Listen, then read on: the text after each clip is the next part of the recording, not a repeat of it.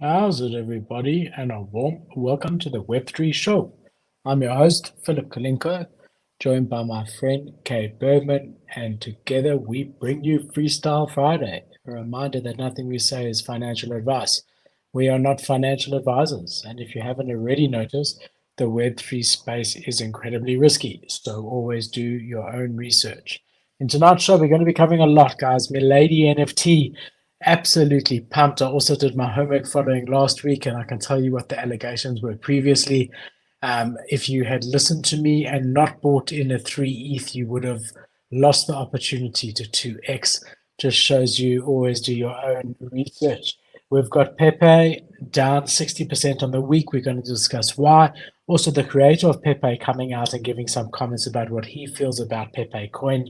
We got some DeGod news. We've got a lot of Bitcoin Ordinal news, some really interesting stuff, good and bad. We've got big Pudgy Penguin news, which we knew last week. We said within the next 2 days, there was a clock on our desk. We said within the next 2 days, we were going to be seeing that issue, that announcement, and we did see it, and it was a big one. We're going to discuss it. We've got Star Wars coming with an NFT, and we've got a whole lot more. Kate, how was your week, my friend? I'm chilling, brother. My dad was here last weekend, so I got to hang out with him for a few days. And then this past week has just been honestly like not too much of anything, just like normal shit, I guess. How about you? Yeah, all good. I got a really, really nice surprise. I went to the post office and Oh shit! wow, Damn. Wait, hold I on. am now a part of the kingdom. Yo, that is sick. I just took a screenshot. That's fucking awesome. I'm super happy. How is that, bro? Oh, Yeah, me too. I that is especially put it on. I'm gonna leave it open let's unless I get cold. Let's see, my name's covering it a bit. that's Let's beautiful. enjoy it. Let's go. I think this makes me a 50% partner. Enjoy it, I think. I would agree. I would agree. Also, Yeah. speaking of things that came in the mail. Oh, hold on, wrong way. While we're talking about things that came in the mail, look at this. Oh, wow, nice They one. didn't, they And did didn't it not? they didn't come in any kind of packaging. They just came in a bag. So yours is in a box, but it's inside of a bag. But there's something special about the packaging.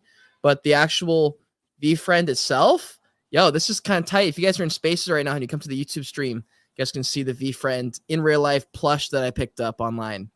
It's pretty sweet, dude. I really Amazing. Does it have any limited edition there? Like, does it say number so and so of so and so or anything like that? let's see. So this is what it looks like, the actual tag. I can get it to not shine. It's got like a QR code, says scan me, quantity, one piece. Nah, nothing special about it. Nothing specific on this one. The tag isn't cool though. And the tag is cool though because it literally says V Friends on it. It says Macy's in the back, so it's legit. It's cool. I fuck with it a lot.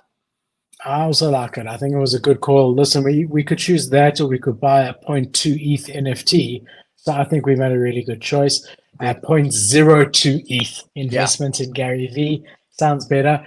I love my shirt. Thank you very, very much. I really appreciate it. Mine looks more black than yours. Obviously, yours has been worn a bit more, but mine's Well, this fresh, is a just different blend. out of the kingdom. This one's a different blend. I've been messing with new shirts. This one's a new blend. I fuck with this one a lot too. But yeah, just a slightly different font. This one's baked into the I shirt. see. Like this is I like, see. like It's a bit smaller as well. Your font there. yes, sir. I like it. I like it. I like it. Definitely when we finally get my parcel together, because we're waiting for my Yep. my RTKFTs, my sneakers. So it's not the Air Force Ones that you're going to be getting. It's another one that you're going to be getting. But when you get those, I'm going to ask you for a bit more merch because I really like it. They're comfortable, they're beautiful. So I can officially. So I said to Bianca, I've got two options. I can either unbox it with Cade, like surprise him unboxing it, or should I put it on before and then reveal it? And she said this was the better way. So this is my way of unboxing it live. Hell So yeah. awesome. So happy. I see here we got Elwin, one of my OGs, also a supporter of the channel. How's it, my brother? Nice to see you. And we've got here, That is it. yeah, what's good, guys? Good to see you. Thanks for joining us, guys. So, Mac, a lot to talk about. We got Freestyle Friday. I know I have changed the latency of the screen of the stream, which means that we should be more clear. Like as we speak, you see our mouth moving, but it does mean the comments are delayed, just so that you're aware, Kate. So the comments might be a little bit delayed, but are you ready to jump straight into it? I'm ready, bro. I'm ready. Let's get it. Let's get going. So if you aren't already, please follow my friend Kate George Kingdom at Kate Bergman on YouTube. The subscriber number now 11,300 just keeps growing. And if you can as well, just follow the Web3 show. This 3,100 also just continues growing, but we really would appreciate the support. Let's get straight into it. Lots to cover. Market update. So just market updates, typically non-NFT related, just to see what's going on in the market, in the crypto market, but not NFTs. And then we move on to what's trending, which is NFTs. We have had a red day on the markets today. Everything down, NASDAQ, S&P 500, all of it down on the day. It has been a bit of a flat week, slightly down. Earnings typically came out overwhelmingly good, better than expected. I think there was a general consensus that Jerome Powell would not be increasing rates at the next meeting. And now there seems to be a consensus, and that percentage has gone that there will be another increase. And I think that's sort of what we're seeing over here. We also had Elon Musk coming out and saying that the economy is, I don't know what word he used, anemic or something like that he's concerned about the economy. Obviously, the politicians saying nothing to be concerned about, but definitely not an ideal space at the moment to be in. Having a look at crypto, we've had a really bad week on the crypto markets. We've got Bitcoin sitting at 26,000. It did touch 25.8. And we've got ETH sitting at 1,760. Not as bad as Bitcoin, but both of them down on the day. We've got Solana just hovering just above the 20 mark. $20. We've got Doge at 0.07, XRP at 0.4. So generally a down day on crypto and a down week on crypto. And this chart of Ethereum just gives you a good view of that. If we change it to 7 days since our last time, yeah, you can see we're pretty down there. So that's the story. We've also got ApeCoin down, sitting at $3.20. And Gala also at 0.028. So crypto a bit down at the market. If we go to the bubbles, which I'm enjoying, this is the week. And here you can see how down we are. Everything is red over here except for Kava and BGB. We've got our friends Pepe. It seems to be that they've lost the limelight for now. Do they get it back? That remains to be seen. Definitely made their mark on the market. But whereas they were sitting at 0.00003 last week, they are now sitting at 0.000000135. So they are quite down as we stand now. If we look in the last day on the bubbles, definitely looking a lot better the last 24 hours than the last week. Slight increase in Pepe. We've got Lido up 12%, and various others up. We got Hex, a very controversial one, down 7%, but a lot more green in the last 24 hours than we see in the last week since our last meeting. Yes. And that sums up your market update. Fair. Sounds good. I've got to say about that, but fair. I see we've got Biscuit Party. Thank you for joining us. Guys, I've put a little addition into the thing at the bottom here. You can see we're telling you we strive live to YouTube, Twitter, LinkedIn, Facebook, and Twitch all at the same time. We also have Twitter Spaces. So guys, thank you for joining us wherever you are. Those of you on YouTube, don't think it's just five of you. We've got people everywhere else. But everyone, doesn't matter how you come to us. Thanks for joining. We look forward to this the whole week, and we welcome everyone who is here. We've got Founded wanting to know what happened to Winter Bear since Cade told everyone in financial advice that they have to buy it last week. I'm gonna check out their opens real quick. I think it'd be safe to assume that because I said it, they've more than likely 4 or 5x since then. Oh no! Mine works the other way around. As I buy something, it usually goes down. Share this. You pull it up. You can share your screen. I'll give So remember, go present. I see you there. I'm going to give it to you. Damn, bro. Yeah, if you guys had you'd be up a clean minus 0.001 ETH, I would say, if you bought in. But I will say this is true. If you pick up certain traits, there is actually a chance. I remember, just like a quick example, I bought a project called, still fuck with them, by the way, because I'm a big I love snowboarding. But they're a project called Shredding Sassy, and they are snowboarding / winter sports project, right? And I picked up one of their pine colored ones, which is green, with AirPods, and then, like, I think the Nouns glasses. And I was able to flip that for like a 0.3 ETH profit or something like that, like tons of a huge profit. And I flipped a couple more, kind of following that same trajectory. So it's like a real thing. Even if you pick up a project that, like Winter Bears, I'm pretty sure, I'm not 100%, but I'm pretty sure Winter Bears is like done. Or a project that is just a smaller floor price, you can still make money. But you do have to follow the principles of, like, supply and demand, just because. The problem is finding a buyer. You got to be lucky. There's just not that many people at the moment. Right. Especially in collections that don't have the volume. Do you know what I mean? Hmm. So unless you're in one of the big ones, then it's not really happening. Yeah. Let's have a look at what's trending. So I did want to talk a little bit about Pepe, because the founder of Pepe came out, Matt Furie, and I'm not sure, he came on his Spaces. He said he didn't even know Pepecoin existed, but then he did mention other coins, meme coins like Dogecoin. So whether he knows or not, we don't really know. But he did sort of hint at the fact that he could ask Pepecoin creators for compensation. He owns, Pepe. He created Pepe. There have been previous times where the Pepe image was used, and he successfully was able to get compensation for that. So the question is, and it's an interesting question, is, will he be able to get Pepe here?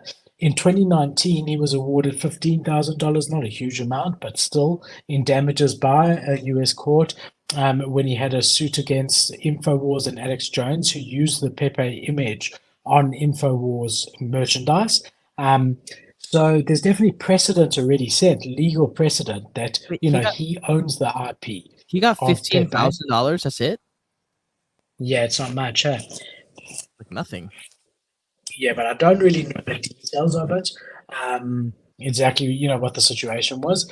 But the fact that there is a case that he was awarded damages means that he does have a right to the image, and anyone who uses that image without his permission could potentially open themselves up to some form of, let me share my screen, sorry, to some form of legal action. So that could happen. So Matt Furie, going to be interesting I must be honest, if I created this character, honestly, and this was my IP, and someone launched a coin that just made people hundreds of millions of dollars, I would sue the shit out of everyone involved. Yeah, dude. 100%. What the fuck? That's you're talking about messing with millions of dollars, right? I mean, he's probably got, I'd have to assume he's got millions of dollars if you're the guy behind Pepe, but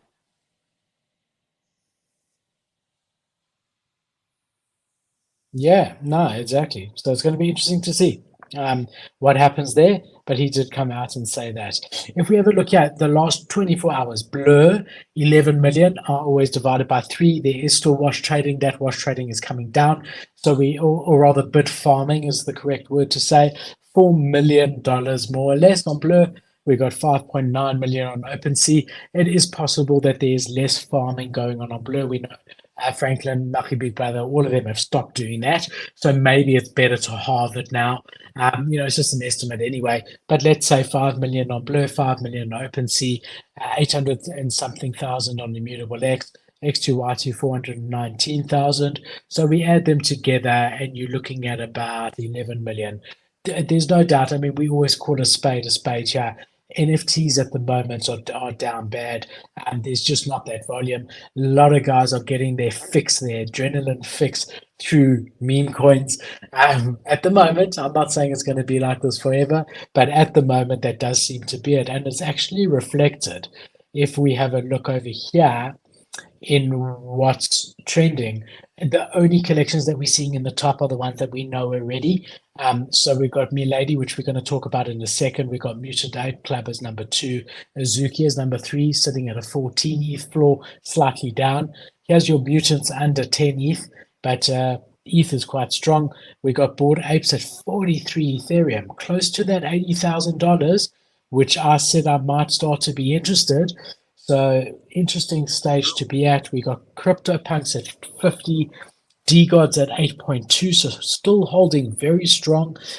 Still need a bit more time to see where they're going to settle.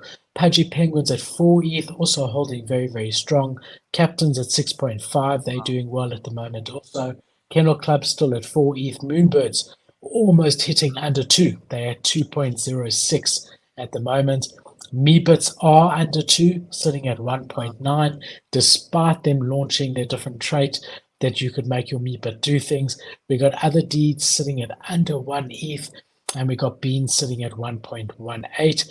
Clone X 2.7, so I've pulled back slightly. Heavy Metal, the other Yuga collection at 1 Ethereum. So that's where we're sitting at the moment on those sides. What I did want to show you, as always, the notable sales from the last 7 days. And again, showing the market is not interested in anything else except for Bored Apes and CryptoPunks at the moment. Your first spot is a laser-eyed Bored Ape Yacht Club. Number 2, 3, 4, 5, 6, 7, 8, 9, 10, and carrying on. All the rest of them are different CryptoPunks, selling anywhere from 200 ETH for the Bored Ape down to 109 ETH, 84 ETH, 75, and so on. So, okay, me ladies, should we talk about it? Because we have been speaking about it. You ready? You have to, Miladies, bro. We have to talk about it. So every single week in the last month, this has been going up. A month ago, they were 1 ETH. They're now sitting at a 4.2 ETH floor, and they went all the way to 7 Ethereum. They're a collection of 9,800 NFTs. They're an OG collection, August 2021. So what's that, about a year and a half? Wow. Owner count 34%, not ideal. Percentage listed 4%, that's really quite good. A little trick that I have mentioned before, I do like to look at the difference between the floor price and the best offer. That gives you an idea if it's going up or down. To me, just from that, and we need to look at more, it does look like it's going down at the moment, because there's a decent sized gap between the actual, well, it keeps going up, between the floor price and an offer. If you see the floor price at 4.27 and you see offers at 4.2, that typically means there's more demand, but it does seem to be on its way down for now as a very, very short-term thing. Then if we're having a look over here at the activity, we can see here we've had a meteoric rise in the last week. It went look at that volume. It is just absolutely crazy. We had 2,400 sales on the 8th of May, a total of 5,000 ETH. It almost reminds me of the good old days. Jeez. And the reason for that is that we had our friend Elon Musk come out and do this. He said, "There is no meme, I love you." And that was a picture of a milady. And that tweet sent the floor price from 3.8 Ethereum all the way to 7.3 ETH. And since then, it has been coming down. So, yeah, man, that's the story. I'm going to talk more about it. I just want to say hello to Crypto Dreamer, OG in the space. Thank you for joining us. Always comes on the show. Another OG of ours, Janix. How's it, guys? Hey, good to see. We got our good OGs, everyone joining us on our Friday while we talk NFTs. So, Kate, what do you think, man? Your good friend Elon Musk, I mean, doesn't he have better things to be doing than tweeting about an NFT collection? I mean, he's got rockets he's got to blow up. He's got Twitter. He's just hired a new CEO of Twitter. He's got all these things going on. He's starting a new AI company. He's also doing all these podcasts everywhere. Well, what does he care about a miladies, my bro? I could not tell you what he's got to do with miladies. However, the thing that my mind goes straight to this, and the idea that people are like, the price will never get back to what they could have been. It's just too much. They'll never get back to 2021 prices, 22 prices, and you're like, yeah, but I keep seeing like literal examples of nonsense like this. Like, for a project to get that many sales and to truly pump to 7 ETH, bro, people are buying it at 7 ETH. I'm like, nah, fam, the money's there, the degeneracy is there. It's just it's like a dial. The dial is all the way to the left right now. But every now and then a project or two will slip through because of this, that, and the other. I'm just saying, for people to say that, like, we'll never get up to crazy prices with NFTs, I'm like, y'all are fucking silly. Y'all are silly. The second I agree with you. we I feel agree like with you. we will. But Kate, I've got to say it. I completely agree with you. If there's an opportunity to make money, you will see the market pick up again. The traders like me will be back in a second, putting our money in and spending. However, I think that's not sustainable long term. We need more substance in the market. It can't just be when I can flip for 2x, and that's when I'm coming back, and that's going to sustain the market long term. It's got to be, I love this community. I'm going to hold this until the day I die. And that's what we had in the beginning of NFTs, or at least when I joined. People just enjoyed hanging out together. The floor price was inconsequential, it didn't matter as much. Now it's become the complete opposite. No one cares about the community or what anything, nothing. Is this going to 5x or not? That's the only thing I care about. I have no intention of holding this long term. I don't want to play games in the Discord. And that's where the problem is. So yes, when there's opportunities to make money, people will come back. However, that's not sustainable. There needs to be more in order to pump these floor prices and keep a sustained demand for new collections and existing collections. Yeah, yeah, but there will always like the degeneracy side of NFTs is a portion of the industry, and I think for that side of it, they will always have it. In the same way that people were saying like the altcoins, like how many more altcoins can we have, and then Pepe moons, and then you're just like, how many examples of this kind of thing do you need? Where it's just like, bro, it's like in Harry Potter, Hermione Granger has this bag that's unending. She just sticks her hand in and like it's just an unending bag. It's magical. So she can grab like a ladder out of pull a ladder out of a bag the size for a hand. And I just know that like once the traders are back in the market and the liquidity is back, influencers come back because the people people behind some of these projects can finally what's the word? Oh shit, hold on. Sorry. The people in charge can actually say, okay, this is worth it to spend this money on an influencer campaign. And then they bring in new eyes is the thing that it's like the one thing that I think is really important. I don't see that many people who talk about it, but when the market comes, like right now we have a few thousand people left, but we won't have as many people come back, I don't think, because they've seen it before now. But bro, like when the market comes back healthy, there are new traders that come in who don't know about NFTs, who haven't been in communities in the last 8 months because they left 8 months ago or 2 years ago, or whatever it was. And now they're back. And we're in a market where everything's pumping, not just NFTs, but real life collectibles, like whatever it is, the degeneracy of human beings comes back. And there's always new blood. There's always new faces.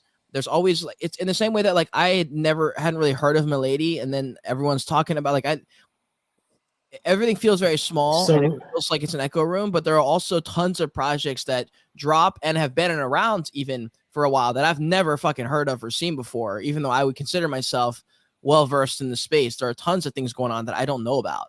And there are communities that people hold still. It's not as common, maybe not in the circles that we're in, but there's more going on in this space than I think any one person can keep account for at any one time.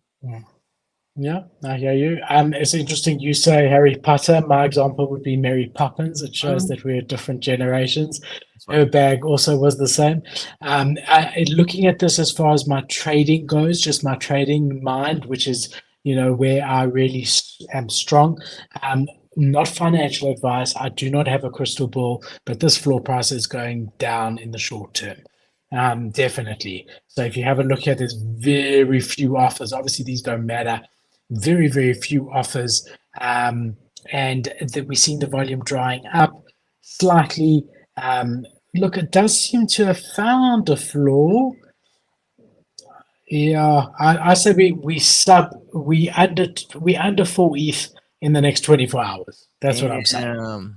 Think so? It might go back up 2 days after that. I'm saying short term, it definitely looks like that's where we're at. Because if you look here at the amount listed versus the actual sales and the price difference between them, it's definitely on its way to just under 4 ETH. With that said, the offers have been increasing since we've been talking. Yeah. They were 3.9 something. It's now getting closer. If that gets to 4.1, that makes me start to think the price might start to go up. So it's going to be interesting. But remember, I said there was all that FUD, and I couldn't remember, and I said it was like a rapist or something, or I don't know what it was. So I have found out what it was, and that's from this article here. The source is Coin Telegraph. I'll also put the source in the chat, like I always do, in the comments afterwards. Sorry, in the description afterwards. So basically, this is a collection created in 2021 by digital artist Romela. It's anime profile picture inspired by street style tribes. Artist Charlotte Fang founded the Remedia decentralized autonomous organization, a DAO, and helped design the series. The name Milady is played on the expression "my lady," which historically has been a polite form of addressing for noble women, but have since seen satirical connotations about overzealous chivalry and nice guys on internet forums. 4 years ago, before the Milady NFT tweet, Elon Musk referred to the namesake, adding, "My shield is yours." So there's a history between Elon Musk and Milady's before it was an NFT, which is interesting. In May of 2022, the floor price fell by over 50% after there were allegations surfaced that its creator, Charlotte Fang, was involved in various fringe ideologies on the anonymous image board called a site called 4chan. Fang appeared to have been confirmed the authenticity of screenshots while stating that trolling about it was juvenile, but in reality, I never harmed a fly. So basically admitted that there was some trolling that went on, that the screenshots were true, but she's never hurt anyone. At that stage, the artist stepped down from the team altogether. And so, despite these controversies, that it's remained popular. In addition, being promoted by Elon Musk, Shu Zhu, co-founder of bankrupt Singapore hedge fund 3 O'Hara's Capital, and another collector of Milady frequently shills it. It's currently 40,000 ETH in volume in total. So there is a history here. Remember, I was saying, Kate, I can't remember what the history was, but a good thing of it is that with the controversy, we did see the artist step down. I just remember Jungle Freaks and all the drama that went on there and how that collection never recovered. So interesting to see a collection do well afterwards. But we saw the same thing with Meme Land. The art was absolutely shit. The founder intended to rug, realized he couldn't rug because people found out who he was, ended up selling it, and now they're doing well and they're developing again. They've got outside investment. So it just shows you're never really dead until you're dead. But yeah, that was the backstory that I said I would investigate, and I hope the viewers enjoyed it, man. There's other projects too that have dropped and done not recovered fully after an artist ends up stepping away. It's escaping me right now. There's a project that's coming to my mind that's they're not OG, they're like semi OG. They dropped probably like a year ago, and I remember their artist had to step down. I don't remember what it was, but that's typically pretty tough, dude. Because I do remember. What is it? I do remember. You don't remember the name? And there were things about them not paying the artist properly. Yeah. All of that. I'm trying to remember who it was. I remember, but I don't remember the collection. I think it'll probably come to us. Yeah. And that did affect them really, really badly. And then the artist went on to try his own collection, and that didn't do well. Yeah. I know exactly which one you're talking about. Yeah, that one's so tough because it's not the same as like an artist who their project is the art versus like a PFP collection where the artist is part of the project. Like, obviously, if I was to rug Joyish Kingdom, like, yeah, those NFTs would be fucking worthless because I rugged. But if like an artist of a project ends up rugging, the project's still fine. But dude, that fucking takes a lot of the wind out of the bag right there, Yeah. Look, there's always drama. I mean, in the end of the day, you see this with companies all the time. Like if you think about it, it's Apple. You had Steve Jobs form it in a garage with Woznica, build it, make it into its thing, and then be voted out and kicked out of his own boardroom. I mean, yes, he came back in, but I can't even imagine how that would feel. Honestly, you starting to know, Kate. You're building a brand. The Joyish Kingdom is yours. The Joyish brand is yours. Yeah. And it's like a baby. You raise it from nothing and you build it and you dream about it and you think about it and you protect it and you want it to be perceived well. Imagine you walk into your kingdom one day and they kick you out. I mean, I can't think of anything worse. Being a business owner, I mean, I don't know. I just can't. I mean, they always say there's a certain level of either personal finance, like self-worth financially, or business size, where you actually don't even want to get bigger than that because you just get such a target on your back at that stage that you actually don't even want to get there, you know. But yeah, I mean, so it's interesting to see it in the NFT space. You're seeing the same thing as what happened in Web2. You're having, people, the founders or the artists who started it, their baby, they being kicked out of it and other people taking it over. Interesting to see it mirroring Web2. Yeah, well, I mean, we're pretty much just watching the birth of an industry do its thing. That's why I think it's kind of fun. I will say the last few months I've been kind of not playing around with the idea, just trying to figure out exactly what I want to make content on and which portion of what part of Web3 do I see a potential future as an industry, because there are people who tweet at, and I think NFT God said this a bit too extreme, even honestly, in my opinion, for what I've heard him say. But he's always it's the classic. Once NFTs are mainstream, no one will know it's an NFT. Once it's Web3, is this blah blah blah. Blockchain will be behind the scenes, that kind of thing. Which okay, great. And we've had this conversation on the stream before, but where the fuck does that leave everyone who's in Web3 and NFTs if Web3 and NFTs it's an industry? And that's why I always back the PFPs, because the PFPs are the backbone of NFTs, to be honest, in the same way that crypto has all the altcoins. The altcoins are what give the crypto substance. It's why people even bother to care about half the projects in there. And with NFTs, I'm okay, so the PFP is a little bit, a small part of the industry. I'm where does the rest of the industry go? What do in the same way that the fitness industry, people work out, they go to the gym, they watch YouTube videos about working out, they watch YouTube videos about nutrition, but they're going to do gym. In Web3, it's I guess they're buying stuff and they're buying collect. I guess that's what the equivalent of that would be. But I'm just trying to figure out where that industry is. What is the niche? And then what is the skill I need to do to be able to get that? And I think I've landed on trading and making that a streaming thing. But what do you think, Philip? What do you think is the part of the industry you want to sit in as either YouTube, or maybe you want to change and do other things? What do you think? The thing that excites me about Web3 is how it's going to fall into the marketing mix for companies. So my background, I have BCom marketing, a Bachelor of Commerce marketing degree, and I run a marketing company, an advertising agency, where we've got very large clients. We do their promotional products, their merchandise, and we've been doing that for a very, very long time.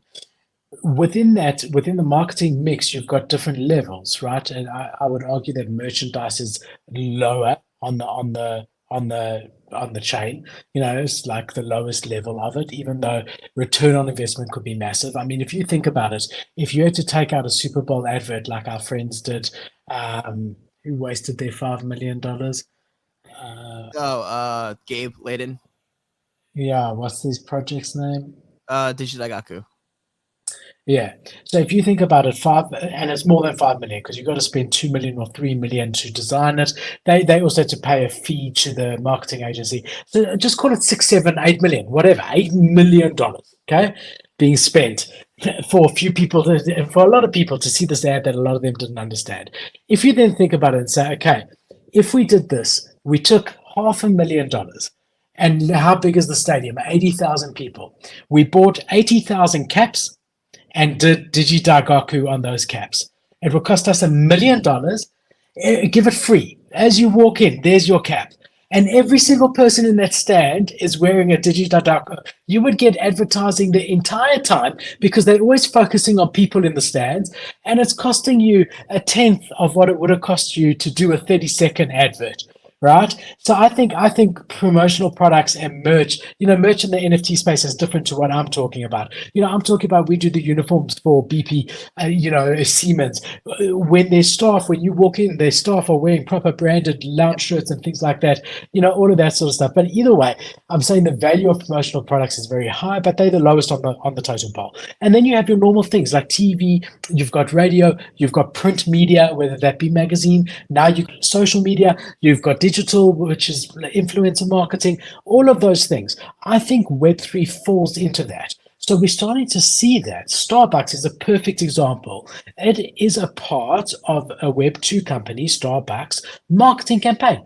Yep. It's a part of their campaign. They will promote their reward program on different media, whether that be radio, TV, even merch maybe, or whatever it may be. But in the end of the day, it falls into the marketing mix. And that is where I see the future of the technology being really, really instrumental. Token gating it, being able to prove that I'm a Starbucks customer, I spent this much with you, and allowing them to have a relationship with me, with the Starbucks, to have a relationship with me, their customer, knowing what I like, what I don't like, tailor things to me, tailor rewards to me based on a blockchain of all the transactions I've ever done, where I've bought from, and learning more about me to be able to better serve me as a person. And that's really what excites me. That's not the only use case. I mean, we've on the show, you and I, there are so many different use cases. We say provenance when buying a property, your marriage certificate, when buying an expensive watch, when buying an expensive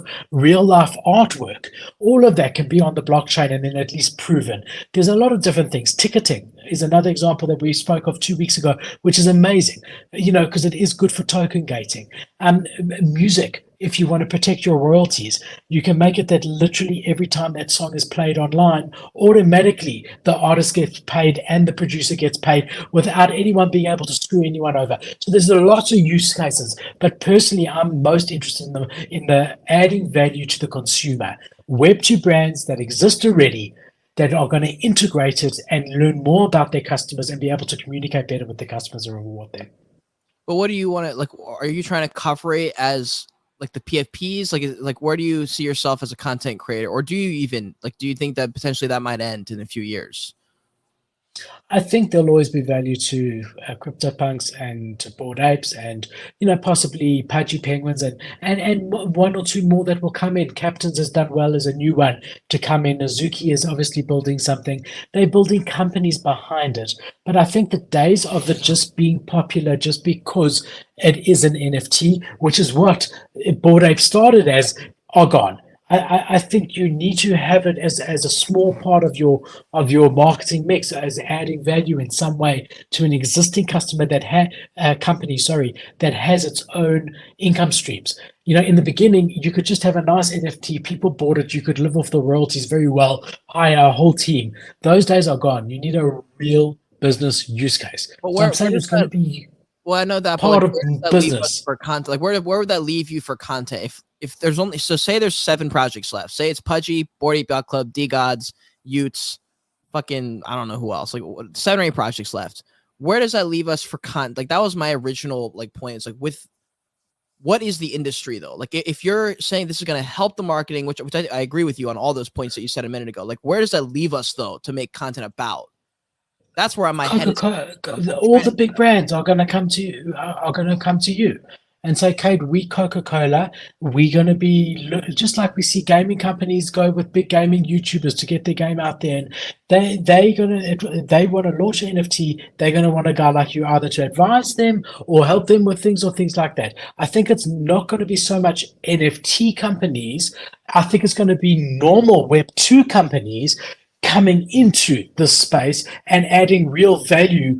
They've already got a proven business and it's just going to add on to them as value. Does that make sense? It makes sense. I'm just trying to figure out what I would be if we get to a point where all the blockchain Web3 stuff happens behind the scenes. There's nothing to talk about because people aren't in this. Like people made this analogy, like you don't ask how your light works or how your internet works because you don't care. So I'm trying to think if that does become so easy and baked into the back end, then no one's going to care. Like they're not going to care about the NFT Web3 part aside from the business side of it. But that leaves us with the content. You're like, you got to figure out a way to make it so that people care. And why would they care? And if we're at a place where everything's in the back end and we don't notice it, what is there to talk about? Like, what is there to talk about? So you asked me what I'm most interested in. That's what interests me. But I think the future of it is that we are going into a more digital world. And part of that is the metaverse, and part of that is virtual experiences, and part of that is, and I do think there is going to be a time where you're going to want to flex virtually in the real world. Yeah. So we already see it with your PFP on Twitter. If your PFP is a bored ape, and you can verify that with the hexagon, that's a huge flex. Yeah. Now you're going to want to go see your Lady Gaga concert, and she's not in America at the moment, she's in somewhere else, and you're going to want to wear your Nike sneakers, your virtual Nike sneakers. So I think it's going to evolve into that sort of thing for you. And like if you asking me where your space could be, I think that's really where it's going to be. Yeah, that's where you're going to be covering it. That's where it's exciting. That's where, projects are, and me too. I mean, I'm here to advise and help and whatever. But I mean, that's another part of it. I think it's just like the internet. It's like saying, where's the value of the internet? There are so many different things that we use the internet for. Some we don't even know. Right, like you and I right now are broadcasting a live show on the internet, and we don't really know we're using the internet. But there's other times where you know very well that you're using the internet, and that is part of other things that you're doing. So it's just going to become the norm in that people are going to gather more in this 3D metaverse, and we're seeing Facebook developing the Oculus glasses, and where you're literally going to feel like you're there. And I think the reason also that we had such a pump 2 years ago, and I think everyone would agree, was because of Corona. We were all stuck at home. We were all craving that human interaction. We couldn't have it, and so overnight, Zoom and Teams and that sort of stuff. And everyone wished there was a town square where we could go to and literally see each other virtually without. And so that's come down a bit because in most countries it's under control and restrictions have been put down, and people crave now the physical, but they've had a taste of the digital, and there's definitely value to it, because I can't get on a plane tomorrow and go see my favorite artist in America. I've got children, I've got a wife, I've got a business, I've got clients. I can't do that, but I can do it virtually, and I'd love to do that with my favorite artist. So I don't know if that answers you, but that's my thinking. Yeah, I've just been thinking about it for the last few months because I'm like just trying to figure out which direction I want to take it, which makes the most sense, what I can, because it's hard for me to build anything when I don't have any direction or any clue of sort of the framework of how it's going to go. So I've sort of been like, it feels like at a standstill. Like, of course, podcast has been the top priority because the sponsor. So I was, obviously trying to hold up my end of the bargain or my end of the deal.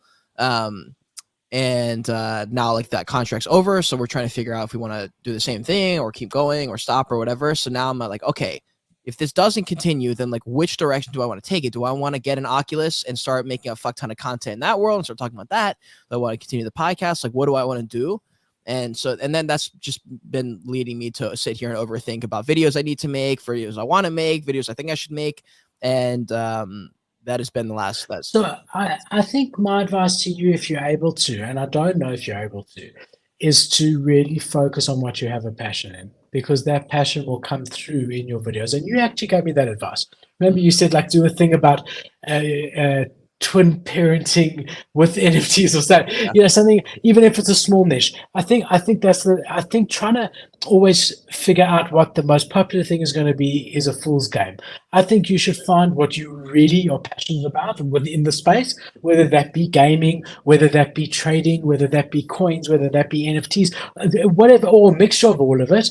And make that content, because people see your excitement, and that will naturally lead to opportunities that you can't even picture, because a guy's going to be watching and see, geez, this guy's really, really pumped about meme coins. I want to launch a meme coin. I'm taking him on as a 50% partner, and we're going to launch it together or whatever. But there's got to be that legitimate. I think people see through crap. I really do. I mean, not only on YouTube. I just think in general.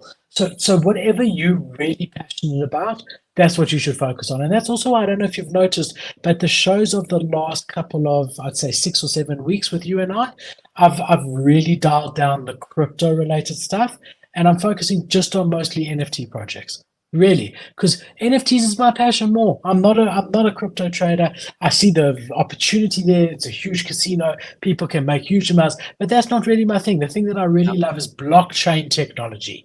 That's it, and that's what I'm going to focus on. And if that resonates with people, great, and if not, great. I mean, either way, I do think people will see that this is genuinely how I feel, and over time, I'll get respect for that, and the right people will approach me with the right things. So that would be my advice for you: is really whatever you enjoy and interests you, that within the space, build on that, and the rest will follow.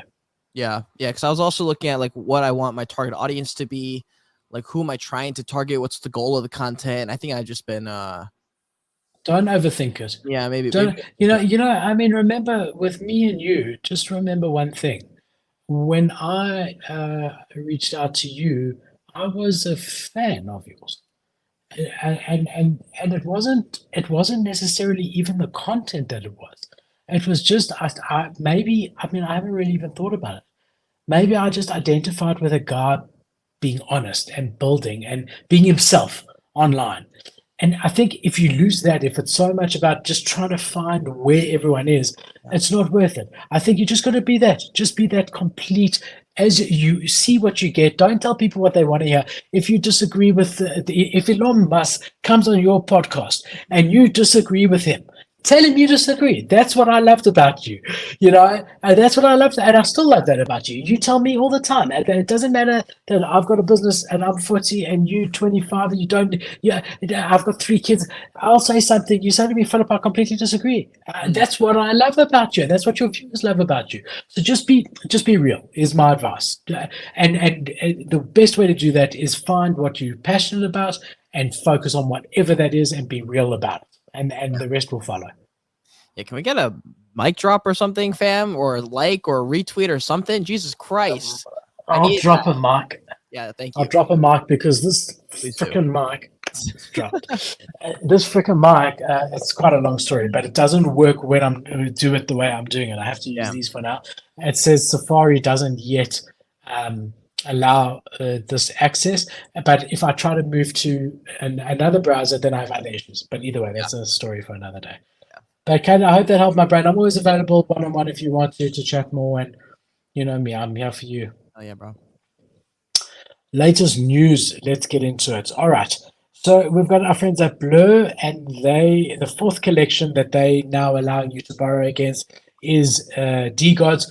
Look, when they said a 4th collection was coming, for me, it was pretty obvious. Wait, hold on. What did you say? DeGods is dropping another collection? No. Remember Blur? We spoke about it last week. That Blur is allowing you to lend on Blend in order to purchase. So they only allowed you to do that with 3 collections. I think it was Punks, Miladies, and Azuki. So now they've added, Blur has added a 4th collection where you can borrow against. So if you own a DeGod, you'll be able to borrow money on Blur, and you'll also be able to pay a percentage and buy a DeGod and pay it off to Blur at a crazy interest rate, right? I'm still trying to wrap my head around this whole thing because I'm just like, bro, the degenerate-ist part of NFTs, and now we're adding another layer and fractionalizing that layer until you can buy a little bit of this now. And I'm like, bro, you're buying a part buy it on credit. A JPEG, bro. Like, has anyone done this? Has anyone in the chat? If anyone does it, Spaces or YouTube or Facebook, wherever you're at, any of y'all actually attempted this? Because I'm not trying to buy an NFT that's expensive at this point in the market. At least not yet until I go trading. But geez. In general, my rule, and you know me, I've got my investment thesis and whatever. My rule has always been, if I can't afford to buy something cash, don't do it. That's always been my thing. Absolutely always. Now, that doesn't mean that when I bought my first car, I bought it cash. I decided to take a loan because I needed the cash for other stuff, but I did have that amount of cash available, but I didn't buy it in cash. Does that make sense? Yeah, it does. So I've always said that. So if I don't have 8 ETH available to me in general, it's sitting around that I don't need for rent and whatever, then I would not be buying a DeGod on credit. Right? If I've got 8 ETH plus another 800 ETH that's sitting in gold and shares and whatever, then maybe there's value. But I wouldn't buy it on credit then. I would buy it outright because I don't want to be paying interest on it, especially at these crazy rates. But what is bullish about this in general is that, I come from South Africa, as you know, Kate, and I think most of the viewers, but in the end of the day here, there's a huge income disparity. There's a very poor, and then there's the very wealthy. Obviously, there's the middle class as well. But there's a huge difference there. And here, you can buy anything on credit. So for people that can't afford, so you can literally go and buy a kettle and pay it off over 12 months. Do you Wow. call it a kettle there as well? Like the thing you do warm water with a kettle, right? Yeah. Or microwave or so daily stuff because people don't have the $10 or the $15. Now, I'm not saying everyone, I'm saying the very lower class. So, if you walk into lower level furniture shops, yeah, everything can be bought on credit. And a Right. lot of it can be bought on what's called lay-by, where you come in every month to pay, but you never actually take it with you until you've paid the full amount. But it's guaranteed to be yours. So the shop keeps it for you until you've paid it off. So we do see that, in my market at least. I mean, in South Africa, we see that a lot in almost every industry. So for me, in a way, it's sort of bullish because it's sort of like, okay, NFTs are maturing into what I perceive as a normal market. Do I believe that that's healthy to buy something that you can't afford? No, I definitely don't. And I would highly tell anyone as financial advice, absolutely not to buy something that they can't afford, especially a risky digital asset. However, I do think seeing these different ways of doing things is very interesting to see in Web3. It means we're maturing as an industry. And some of it will work and some of it won't, but at least people are trying things. And I think overall it's a positive thing. Like, what happens if DeGods collapses 50% overnight? They're still paying full price, So it's like that's the high risk for me. The one play I will say that could make sense. Like I was listening to a Spaces that Thread guy was talking on when he bought his mutant ape, and he basically bought that as a branding play, which was a great move by him because he's blown that. He's probably arguably him and NFT God are probably the reason that mutant apes have the reputation they do online as content creators, because they're so active. Well, I guess NFT God's not as much anymore, but they're so active on Twitter with information that people deem valuable, and they do their part in the space. And that was a great move. And like, imagine if more people have been able to do that, because I'm sure he spent I don't know how many ETH, tons of ETH on it. And if this was available at that time and he was already going to make that play anyway, and it looks like he had the liquidity, that might be the best play ever, because now you've got your liquid still on the side. You can always bail yourself out if you end up not wanting to buy it or whatever. But that could be a move, like in that aspect, if you're trying to build a brand and you're like, I don't quite have enough to buy this, but I know this is the piece for me. If it truly is, and you've weighed out that risk, that could be a play, dude. Like, I'd be interested. I also saw on that photo, if you go back to the tweet about the Blur and the DeGods thing, there was the top comment and also the caption was talking about insider trading on Blur.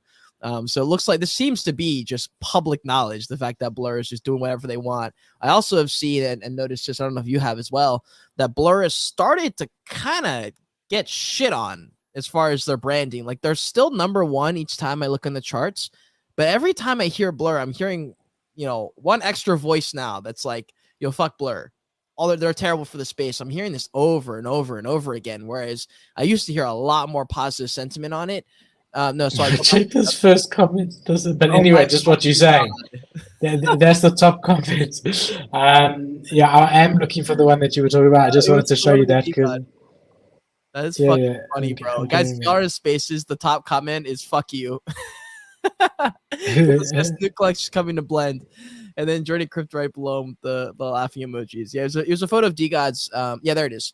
And the caption is, oh, wait, no, hold on. Maybe click the photo. It was, there it is. Nice insider trading. And like the first comment on there under it was tweeted 8 minutes ago, sales spike 15 minutes ago. Love to see the advantages in plain sight. So yeah, it doesn't even look like they're hiding it. The good thing is, not the good thing. The thing I think that they realize that Blur, if this is indeed them knowing this and continue to do it, is that they know how much it just doesn't matter. Like people will just forget, or they're just not going to hear about it, or they don't care that much, or someone will make a bigger issue or a bigger mistake in a couple of days, and then they will have the limelight for another 10 or 12 hours before people move on to the next thing. But I think companies who kind of realize this will start to play that game in the same way that influencers did in the quote Web 2 world. They'll make a mistake. They realize they're going to get canceled. They're fine with that because 4 weeks later, they'll just make another video and they'll move on with their life. And in a year, it won't even matter. I think that information and that realization is going to start to infect itself in a lot of different industries. Because the one thing that I'm seeing that's really good is that they're gone are the days of any collection being able to launch and do well. People are, because everyone left is like really knowledgeable on the space. unless there's a real great value offering, collections are not minting out, not even coming close to minting out, even if they're free. People aren't interested anymore, and that's what we're starting to see.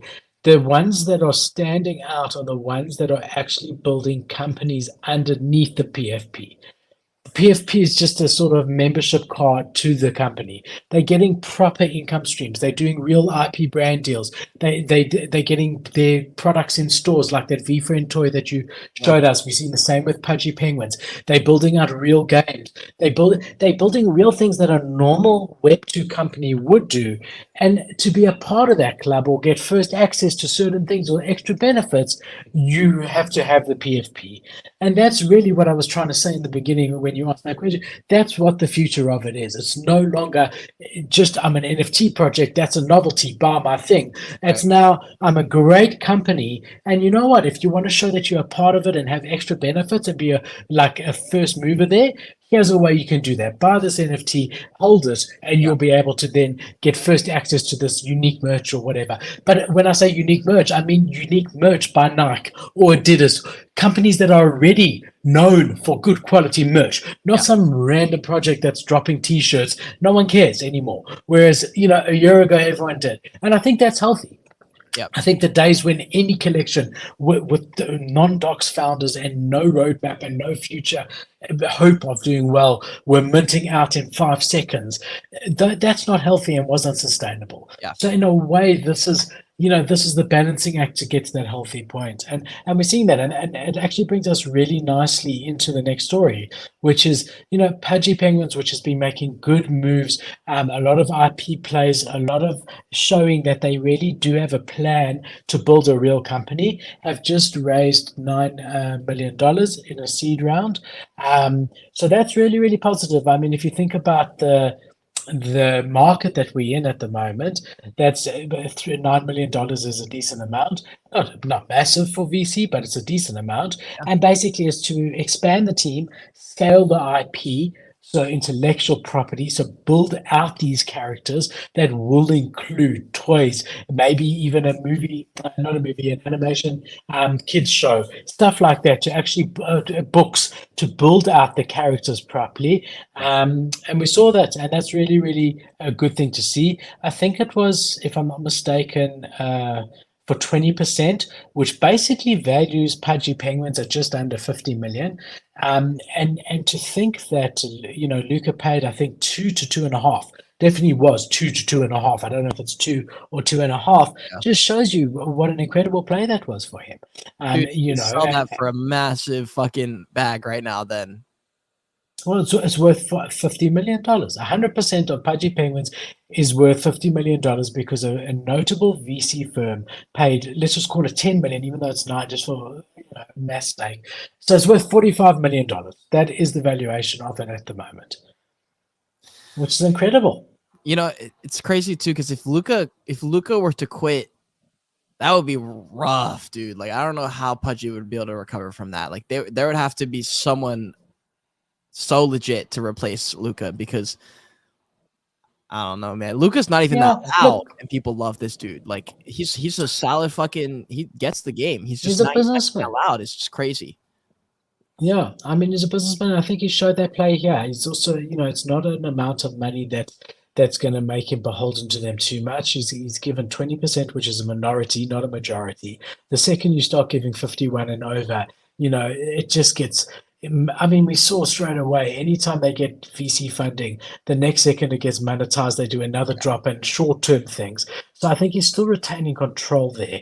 The interesting thing was, we saw Gordon Goner, who started Bored Ape Yacht Club, step down. And because they were mature enough and had a strong enough team, it hasn't affected them. And I think, even though for now, I agree with you, Luca would be a massive loss, as they start building this out further, which with funding they will, they'll get other people in place that they're not solely dependent on him. There's a head investment relation guy here and a Web3 branding guy here, and they want to build the team out further for that exact reason, because you never want a company just solely dependent on the founder. You want to be able to scale it. And that's where they're at. So it was raised by WME, a very notable company in the space. I think they also invested in that woman project, not World of Women, but the second one to World of Women, which was Boss Beauties. If I'm not mistaken, I stand to be corrected, but I think William Morris also invested in them. If I'm not mistaken, but that I do stand to be corrected. But this is very impressive, and to see it in a bear market is absolutely incredible. Dude, and also with Luca, he's not even I think it's a strategic play that even though he does those like build with me YouTube series, it's not him as the main character. You know, like he could still pull a Gordon Goner in a little while and walk away. And I think the way he's trying to how do I say this? Like he's not as tied to Pudgy as like Frank is to DeGods. Like it would be very tough for Frank to leave DeGods, and DeGods, like someone will have to replace him as pretty much a carbon copy of Frank in his demeanor. With Luca though, he's just slightly out of the limelight enough to where he's like safe, if that makes sense. Like that's why I think it's interesting, because he's just slightly out of the spotlight, like the limelight. I hear you completely. And obviously no one knows. I personally don't think that he's looking for exit here. I don't think so. Um, I mean, can you imagine? First of all, you've what he put in 2 million is now worth 45 million.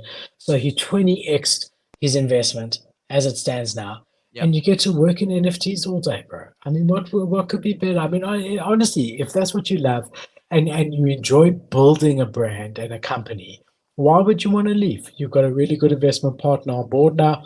You've got the runway. You already had the runway, but now you've got $9 million to be able to expand it further. So how exciting is that? It's incredible. So I don't think he's looking for an exit yet. Probably not anytime soon, but I would say, like, I mean, from what I've heard, especially in interviews, like majority for most people, unless they start their own brand, eventually the goal is to sell the company. Even ones who start the brand, eventually their goal is to take an exit for X amount of millions of dollars, and then go try a new venture. Maybe he already did that. Maybe this is that venture. So maybe he is Pudgy Penguins. This could be the passion project. You get different reasons. Yeah. I mean, you get people who build businesses solely to exit. I understand exactly what you're saying. You do 100%. But you get other ones who, like, I mean, like me, I've never ever considered getting out of Percal in any way. I've never been trying to build it to scale it. I've never been trying to get venture funding. I've never had an investor in it. I've always just enjoyed it. I know marketing. I love products. I enjoy it, and I do it. And there's never been a thought of that in my mind. Obviously, if I get older, when I get older, if I'm sitting at 60 years old and I'm sick and tired of it, maybe. But you get different reasons for it. But I don't think Luca was coming in to build it, scale it, and look for an exit. Yeah, would love to know what you guys think in the chat too. And also, if you're in spaces, hit that retweet and like if you're enjoying the conversation. We appreciate y'all. It's the only way to get this show out there. For sure. Next one is a nice one because it's a big company. We got Starwars, and they are going to be coming out with an NFT. So Disney's launching a new Star Wars NFT collection on the 24th of May, so about 2 weeks from now. So let's have a look at this thread over here. Toys, nice. Yeah, it's a big one. I mean, Star Wars alone, massive. Disney's massive, and it's just nice to see. This is what I was saying: existing massive companies and brands that are embracing blockchain technology to further get their name out there and get products out there and do unique things in the space. That's what I mean. That's what we're going to be seeing a lot more. And that's the sort of stories that I like to bring you every week, because it's just examples of that. And that's exactly what you got here. You got Disney partnering with Cryptoids to launch first Star Wars NFT collection together. And they're going to be like Luke Skywalker, Princess Leia, and Darth Vader in the beginning. So you'll be able to spend $40, which is a fair price, to get a hologram. Says hologron. So that's what they're calling it, a mystery box, which contains a random first edition Star Wars NFT. Going to be a supply of 30,000, which for NFTs is very high. But if you think for Star Wars collectibles, it's not very high. Because if you go buy a normal figurine or Funko Pop of Darth Vader, there's probably millions of those that have been made, right? So there is some rarity when you've got the demand of a Star Wars. You're going to have 40% of the collection being common, 30% rare, 20% legendary, 9% grail, and there'll be 1% of an ultra grail. And once you get your Star Wars toy, so it's coupled with the physical toy. Once you get the toy, you'll have the option to keep it inside the blister pack, or you can unwrap it and watch it come to life as per the video. So if you guys are on YouTube, you'll be seeing this in front of us, Bro, which is where's the really, whitelist really link? cool. Where's the whitelist link, bro? I think you're just going to be buying it, bro. When you unwrap it, you'll also be able to use it in the metaverse that Crypto Toys is building. So again, I mean, very, very new, but interesting. And again, you are seeing big companies, Star Wars, Disney, Cryptoys coming out and embracing this technology and saying this is the future. Do we know exactly how it's going to look? No, but we know it is the future and we want to be involved in it. And I think that that's really where that's what excites me, you know. Hold on, go back up. It says you can't resell. Wait, no, go Let's see back where down. we're up to. Right there. So right below that one. Cryptoids doesn't have a marketplace, so you So, can't resell the Star Wars NFTs. There's no timeline when they would launch that marketplace. This is also something that came to my mind when I was doing. I'm still scripting. I've been taking forever because I can't figure out the right way to deliver this video. But it's the video on the Alo Yoga's metaverse. They had 60 million people enter that metaverse at some point last year.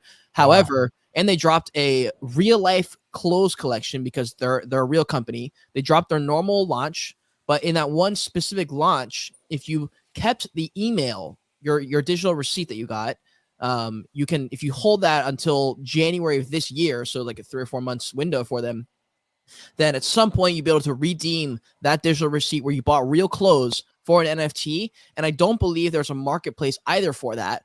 And that was a massive fucking success for them because the goal was not to flip. And they didn't really catch the mainstream Web3 industry for that. They just collected mainly from their current audience, which is huge, millions of people who support Alo Yoga. But that was very cool for me because those kind of stories get me excited for content creators because yes, they're not great for traders, but for content creators, that's pretty sick, because that's it's just very different. And the fact that it can be a success without technically the Web3 world. yeah, so they are saying here they're building a marketplace. They don't have one yet. But remember, this diehard fans that buy these collectibles with no intention of selling them. But there is going to be a marketplace in it. But it just isn't at the moment. They're also saying that we don't know whether they'll be interoperable yet. Will you be able to use your Star Wars NFT in other places? We're not 100% sure.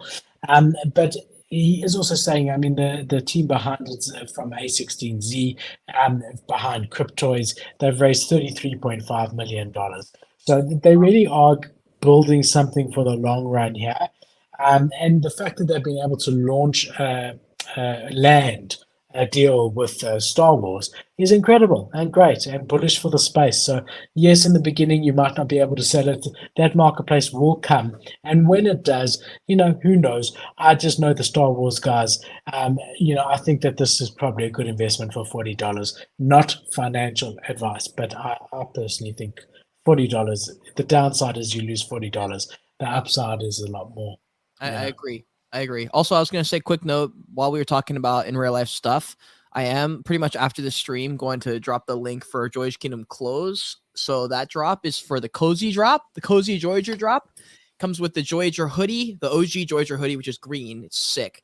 And then the Voyager black hoodie, which is also sick. It comes with the Voyager sweatpants that comes in like dark grayish black and green, which is, man, I'm telling y'all, the OG green from the Voyager collections they're so fire because it's based off this logo, and the green, it just looks similar to the green that I'm wearing now. It is similar. It's just lighter. It's a little bit lighter than that, but it's a similar green. It's not like an annoying green that just like looks like throw up. It's not like that at all. And then I don't remember what the fourth item is. Hold on, let me. There's 4 items in that collection. So, Kate, I'll wear hoodies, my brother. So my next present's got to be a hoodie, but wait for it to come together with my other stuff because I'm going to pay the shipping now. I want a door-to-door, that one. While you're looking, I'm going to move on to this next one. So we've got Binance, and they're going to be adding support for Bitcoin Ordinals later in this month. So that's really quite bullish because obviously Binance is big. At the moment, they're the world's leading cryptocurrency exchange, and they announced on Monday that they're going to be expanding its NFT marketplace to include Bitcoin Ordinals. Whoa, So yeah, that's really quite big news. huge news. Wow. Yeah. And it's currently running three blockchains, BNB Chain, Ethereum, and Polygon. If successful, this expansion would make it the first centralized cryptocurrency exchange to provide support for Bitcoin ordinals. As part of the ramp up, they put an open call for quality NFT collections that they can launch on Binance for the Bitcoin launch.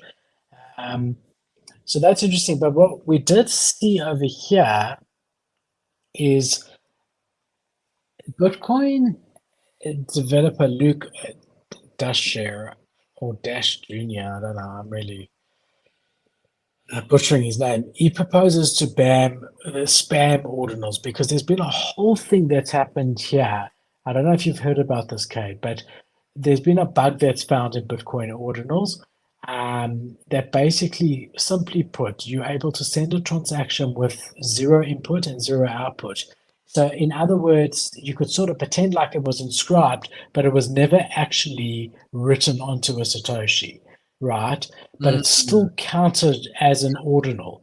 Yep. So, when the big thing with ordinals that we're seeing is the lower the value, the lower the mintage. So if you get an ordinal that's the first 10,000, those are a lot more valuable than an ordinal that was the 100,000s or the millionth or whatever it may be. So here, that chain of what number of legitimate ordinal is it is all messed up because there's thousands and thousands of ones that were never ever inscribed onto a Satoshi. And so they were assigned a number as if this was Bitcoin ordinal 50,000, but there was actually never a Bitcoin ordinal there. So that's something. I mean, remember, we're dealing with a new technology here. Being able to inscribe an image onto a Satoshi, and you are going to have these sort of things. But typically, they do tend to find solutions to these things. Obviously, for investors that paid a lot of money for low-numbered ordinals, this can be a bit worrying. I personally think that they'll find a solution. They might be able to clear out the ones that aren't that weren't ever minted on a Satoshi, and so the numbers will change. But yeah, it's just something to keep in mind. This has happened, and yeah, it's a glitch, but I do think it's one that they'll overcome. That would be so fucked if you spent all that money and you didn't even get a real ordinal and you just didn't know. Oh my god! But I love this for it's not really that. It's if you spent that money and was sent the Satoshi, it typically was one that had a ordinal on it.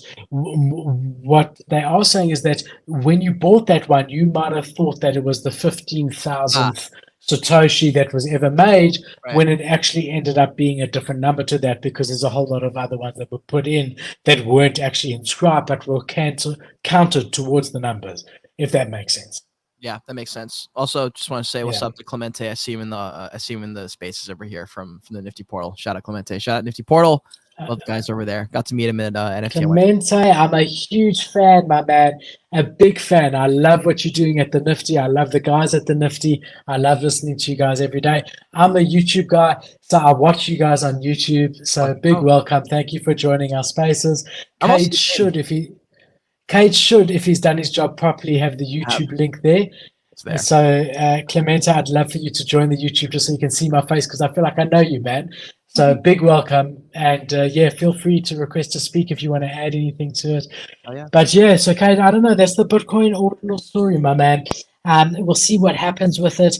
But yeah, we just see they temporarily paused ordinals, and there's a whole lot of stuff going on. They've also been getting a whole lot of FUD lately on the ordinal side. Yeah, because it's just causing a lot of congestion on the network and gas fees. But again, I think this is all par for the course when it comes to something that's brand new, I agree. I like the idea of Bitcoin ordinals. I don't know. Like, I think it's kind of cool. Like Bitcoin does kind of I didn't really believe this until I heard someone say it. But like, I never cared about Bitcoin until someone like brought it to my attention that like Bitcoin's kind of cool. And then like people were talking about the fact that like there are people who like only trade Bitcoin specifically. And then I It was started me who had this looking at conversation Bitcoin, with you. bro. I started looking at Bitcoin. I was like, damn, bro, Bitcoin does look kind of sexy. Like the logo is kind of cool. And I was like, shit, I kind of see what people are talking about. But that's very interesting with the Bitcoin Ordinals story. Also, I was going to say just super quick. I found the photo of the stuff. It's kind of hard to see because like I have this thing plugged in, but you guys can see the Joyish hoodie. It's kind of hard to see with like the signature in the middle. And then the You can share it sweatpants. on the screen if you want, Kate, if you can get it on your computer screen. Oh, I'm happy to share it. Remember, we can do that. So yeah, I mean, overall, I've always been bullish on Bitcoin Ordinals. Bitcoin is the chain. I mean, we all know Bitcoin is the big daddy of crypto.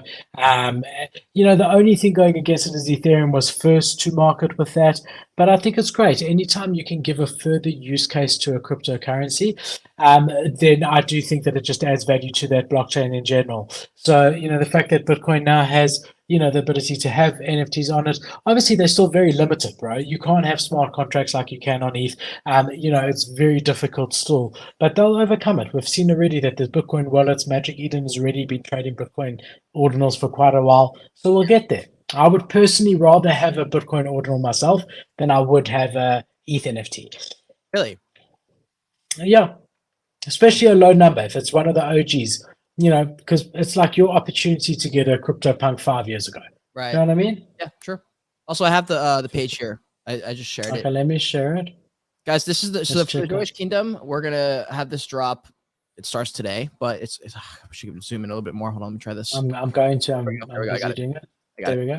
So you got the Joyish hoodie. The I green. like it. It's so nice, Yeah. dude. This is the new Joyish signature. I'm rolling with this for this new drop, and we'll likely stick with it. I really fuck with this logo. I made it on Procreate. You can see on the front, on the black one, the logo in the center there. It is fire. I made that on Procreate 2 years ago on accident and was like, dude, this is so sick. It looks like a Japanese signature, little kanji character. And so that is going to probably be the main, I don't know, at least for now, I really fuck with it. And then with the Joyish Kingdom raincoat style, it's a really light, it's rain, water resistant, it's white. I fuck with this one. I wear this all the time. It's got the Joyish signature. It's got Voyager on the side, on the sleeve, and it's got the Joyish Kingdom logo on the back. Hoodies, same style, has Voyager written on the side, Joyish signature on the front. Sweatpants come in black or black grayish, and also the green. The green is my favorite. The green color is my favorite all across the board. So these will be dropping today. You can literally pick them up right now if you want. You just type in joyishkingdom.shop. But I'll be making that announcement on my Twitter. So if you guys want to have the information, I'll be posting it all over my socials, but mainly people in Web3 are on Twitter. So that's where all that information will be. That's coming out today. It'll be out for a few weeks, and then I'll close the drop because it's going to be summer. I wear these inside most of the time. Like right now, it's really warm and my window's open, but most of the time my apartment's cold and I'm wearing a hoodie or sweatpants. And so this is what I'm wearing. Okay, I just want to say I'm very proud of you, my brother. Well done. Well done. I think it's so cool. I just wanted to ask you one thing. I saw the green hoodie does not have a zip. Does the black one have a zip? There's no zip because I haven't found a blend and a style of jacket that with a zipper that is also high quality. This is the highest quality one. You got to find one because I won't buy a hoodie without. When you get to my age, bro, to take one off over your head and nothing, I only buy hoodies with zips. Only. I mean, that's the only thing I do. So don't send me one, but when you do get one with a zip, I'll happily buy one and you can ship it off to me in South Africa. Sounds good, bro. Sweet, my brother, but I'm really proud of you. Keep going. You're doing incredible things, and your merch is amazing. Look, here I am wearing it. It's comfortable, beautiful. Keep going. Let's fucking go. At some point, this well, probably next week's just Friday, but either this weekend or this week, I will. And I said this last week, but I will do this. I will do my interview with myself. Where I'm going to kind of break down the last few months of myself, what have been going on, what I've got coming up, and I will do a couple giveaways during that stream. So if you guys want to get some, I'll probably throw in some free merch, maybe a free Joyish Torch NFT, but I'll be doing that this next week or so. Amazing. Very, very cool. Another really quite bullish story for the space. We've got Godzilla and King Kong, so the film company, have filed Web3 trademarks. So a cool way to get sort of alpha in the space is to watch trademark filings. And we've seen this not even only in NFTs and Web3, like in many industries, like especially automotive and things like that, and technology. There are, like Apple and things, there are guys whose job it is solely to watch what patents are filed and things like that to sort of keep up with things. So it's always a good way. And we've got Godzilla, King Kong filing Web3 trademarks. What they're going to do with them exactly is anyone's guess. But it's just showing you again another huge brand, a huge, what would you call it? Godzilla and King Kong, sort of a series I mean, they've been going for so long. They're going to be coming to the metaverse, you know. I'm telling you, bro, like, because Godzilla, well, at least Godzilla is Japanese. I don't know about King Kong, but like, bro, Japan, like, bro, Asia is fucking nutty, and Asia is gonna be insane for the metaverse. I think it's gonna be so insane. So, like, I'm really, really trying to, as quickly as possible, be able to translate my content to Japanese and film some content that has something to do with Japan. Because I'm telling you, bro, Japan's gonna fucking blow everyone's mind. I feel like it's like a dark horse. No one really is talking about it because they haven't done anything crazy yet. But bro, they're gonna fucking explode. Like if they can get the Pokemon game going, they can get some big brands in Japan. Well, they're already huge, and they're also pumping the coin market. But here they've got this app coming out. It's going to cover the video, so the motion picture, video game, NFT-backed media and collectibles, virtual currency, and specifically the trademark is for downloadable multimedia files, authentication by NFT, so sort of token gating, then also downloadable virtual goods and digital collectibles, as well as virtual reality headsets and viewers. So this could be quite interesting because it could be the sort of thing that in order to see it in VR or augmented reality, you'd need to own the NFT, and that would entitle you to the headset, and you'd then go into the cinema to watch. I don't know, but this is definitely another example of the future use cases. And again, big companies showing that they believe that, like we do, that blockchain is somehow going to be integrated into the future of their companies as well. Yeah, and plus, like when there's some kind of experience to be had, and there's a quick little easy upsell on it, that's not anything new. I think it'll be part of it in the same way, like when you have a digital experience, and they're like, hey, do you want to add this little add-on for $3 or $10 or whatever the price is for something? That thing that you're being sold, that digital item, will just be its own NFT. That'll be lit because people can buy and trade and sell that. They're like, yo, this experience was way fucking better with these glasses versus those. It's a quick add-on, or you got to do this or that to get it, or you got to join this Discord or retweet this tweet, whatever, to get access to the NFT. I'm excited for that because I think that's going to be an easy little add-on, which will make it also really easy for people to understand once it becomes a little bit more mainstream, a little bit more normal for people to, purchase something that's just going to be a digital thing. Like, it starts with something like, paying for an Instagram verification, and then it moves into other things, and then eventually into immersive experiences. I'm very excited for that because once that door is open, that door cannot be fucking shut, dude. Like once people are paying for digital experiences and digital add-ons on digital experience on their phone and their things like that, and that becomes normal, and their favorite influencers are trying out challenges and stuff like that, and they're trending, and they're getting 1 million, 3 million views on these videos, and then normal people start doing it, and then normal people start getting sponsors and brand deals from it. Bro, that industry is it's so fucking big, bro. Especially with AR. We already saw it with RTKFT, with Artifact and Nike, the way that you can put their virtual sneakers on and their hoodie with the wings that then come out and things like that.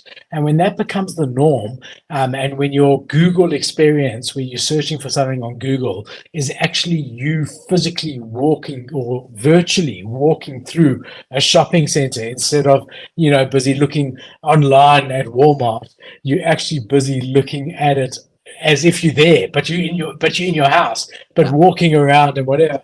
It's going to be a different world. And at that stage, you are going to want to wear your Nikes, just like I want to wear my nice brand name hoodie and my gold necklace or whatever. And that's when we're going to see the things like that Gucci's doing at the moment with Bored Ape Yacht Club and Nike, Adidas, and Puma. And that's where all of them are betting on. They want to have a virtual store in the high street of every single metaverse that is going to have people coming into it in the future. Yeah, bro. I'm pumped. I'm excited. I know you're pumped. I can see. That's show that I feel like every show there's like one thing that gets me like going, and it's always something in related to that. Because I'll start saying something and then it'll get better as I'm talking, and then I'm like, oh, and then it just keeps getting better, and then I made my point, and I'm like, fuck yeah. 100%, man. We need to get you a mic that you can just use to drop every so often, like a sponge one. Well, it's like I have. Don't drop a real mic. Bro, that's a. Do you hear that? Yeah. Oh, that's good. That's pretty good. That'll do. Let me grab my my monster real quick. No worries. All right. So now we're having a look here at another bullish story. We've got more big brands. I mean, Microsoft, Goldman Sachs, Deloitte, and others are collaborating to develop Canton, which is basically a new blockchain network designed for financial institutions set for testing in July. So, I mean, it's a no-brainer that blockchain technology is going to add to the financial field. Really and truly, anyone who's trying to send money overseas or receive money from overseas, the pain of doing that without crypto, like physically going to the bank, filling out the forms, getting it over there, then it takes a week before they come back and say something was wrong with the form. Just an absolute nightmare. And I do think we're finally at a stage where big companies, the Goldman Sachs, Deloitte, other financial institutions, are starting to see the value of blockchain technology in being able to immediately send money overseas from one location to another that reflects immediately on the other person's side with very little red tape. You know, obviously you do have gas fees. I still think that those, even, you know, when they're moderate, are lower than bank charges at the moment in doing it with a Web2 bank.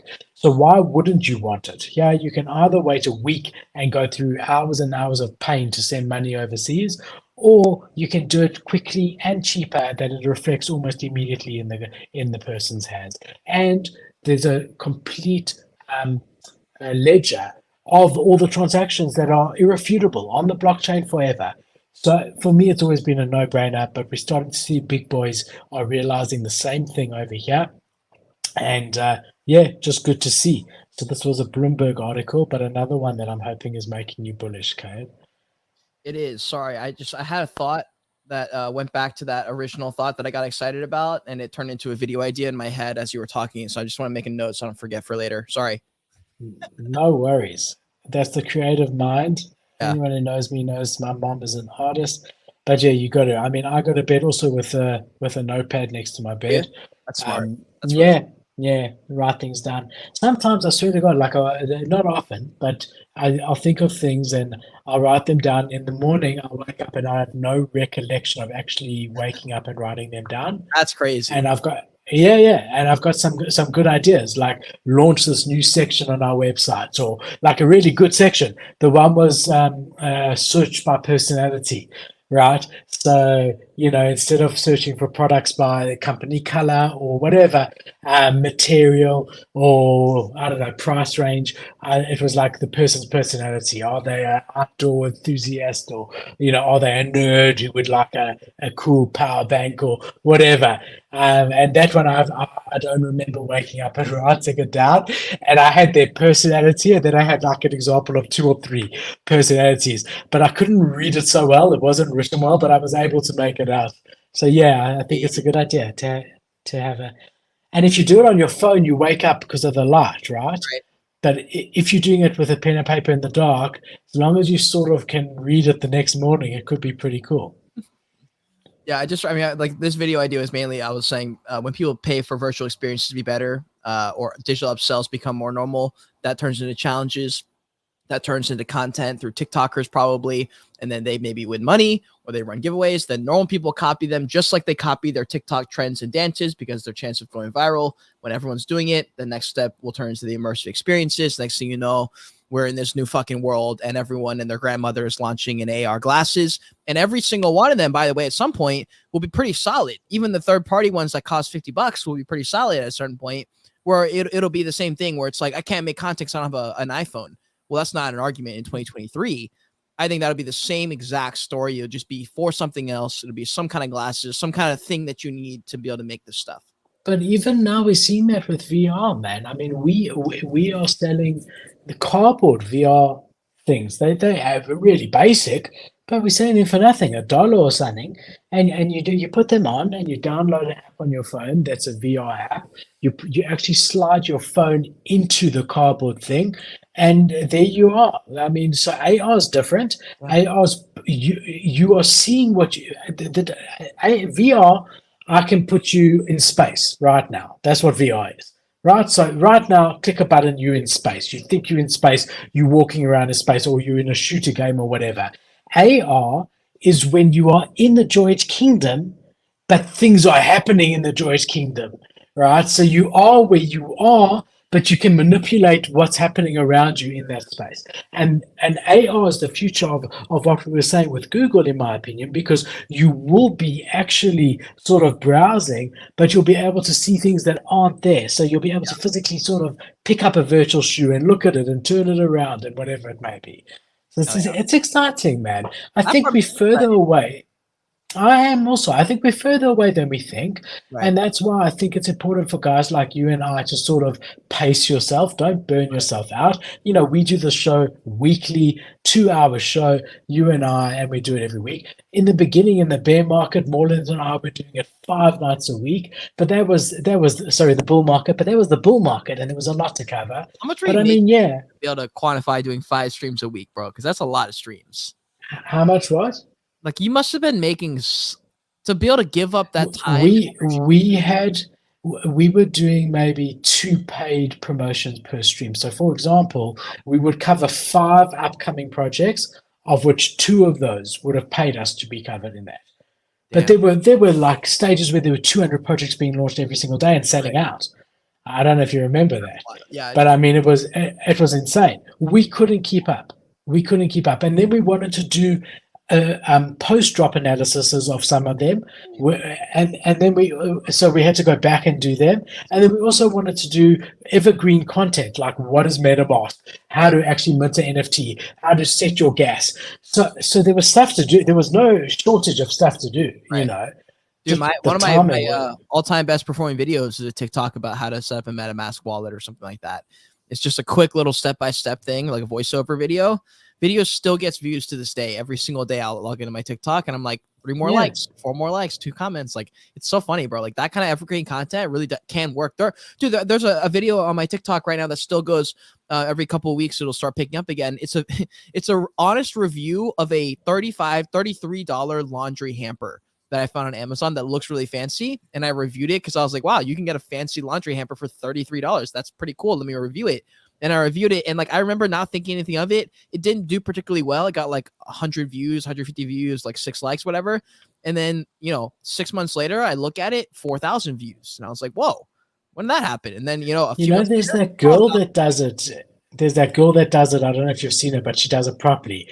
Like hundreds of them. She buys cool products, I think, from Amazon and test them. That's a whole thing in and of itself. But yeah, I mean, Nate was the one. NFT Nate was the one who said to me, "Look, you want to have a little bit of evergreen content in there." Right. And just, because no one's going to care about Project ABC 2 years from now, no one's going to view it. Whereas if you have stuff like, what is different utility or, MetaMask, how to use it, how to set gas, things like that, that stuff will always get you views. And so you do it. And it's not it's not a huge amount, but they're constantly getting more and more, Yeah. I agree. All right, then what else we had this week was we had this Coinbase employee.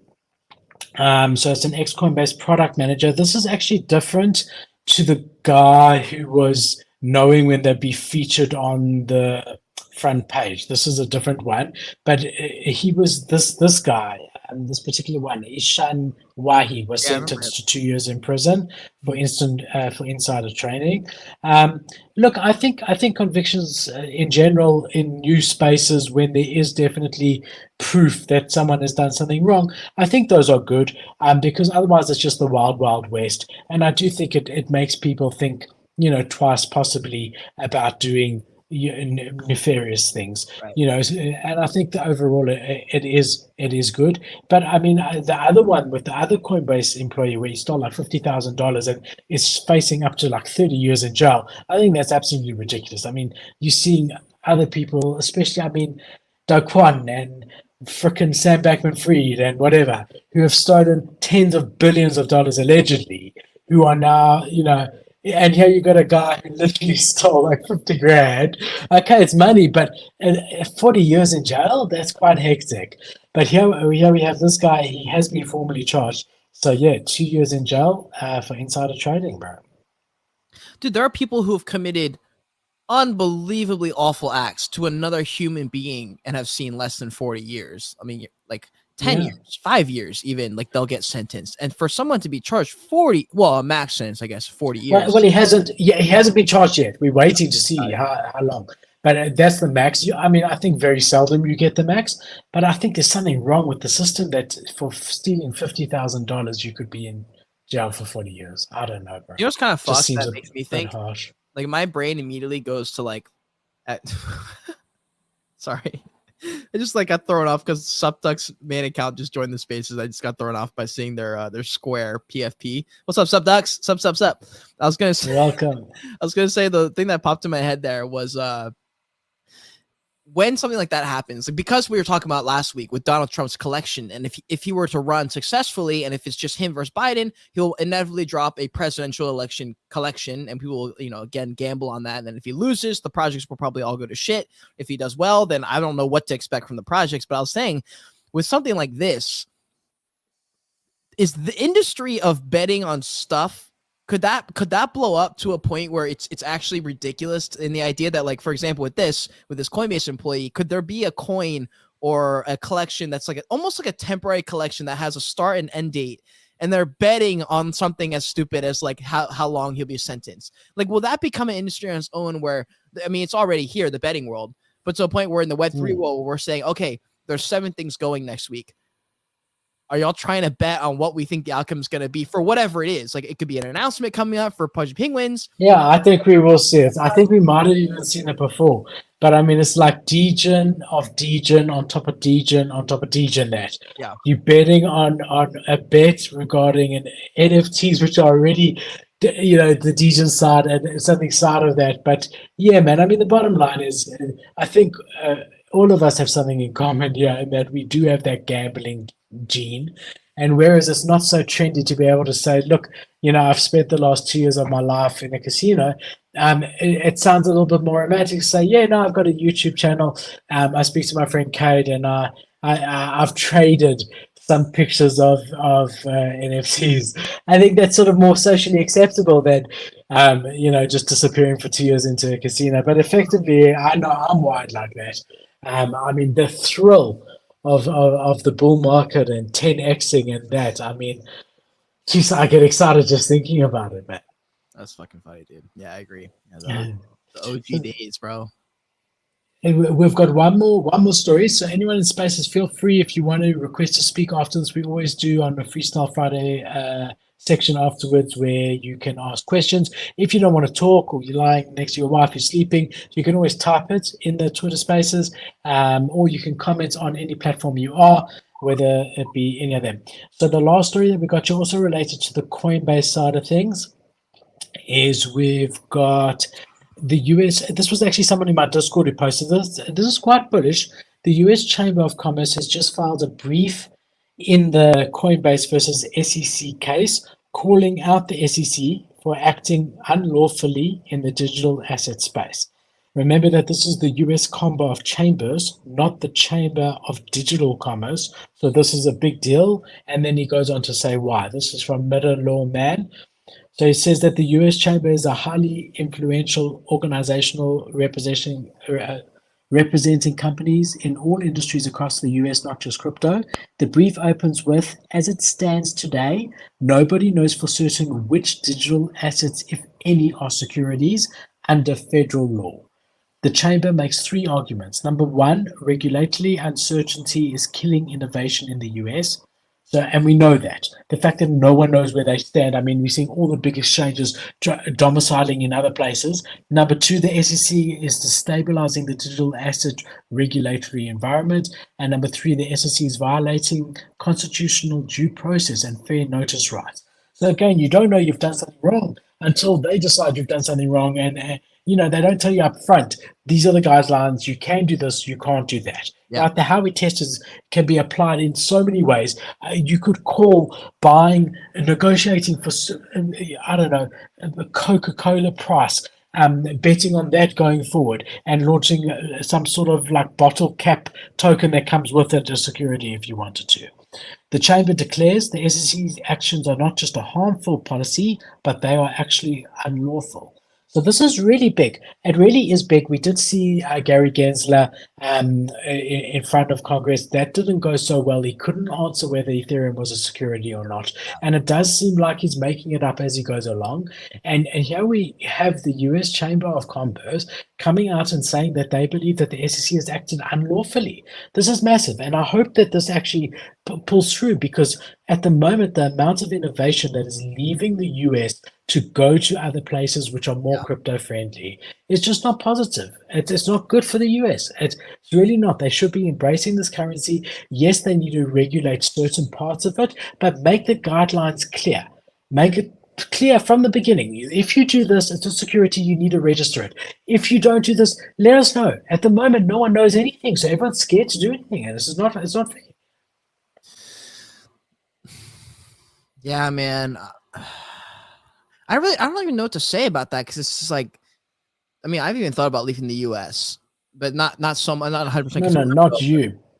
But I mean, if you were running an exchange, bro, right, if you were like, you'd be wanting to leave because you don't know if what you're doing is legal or not.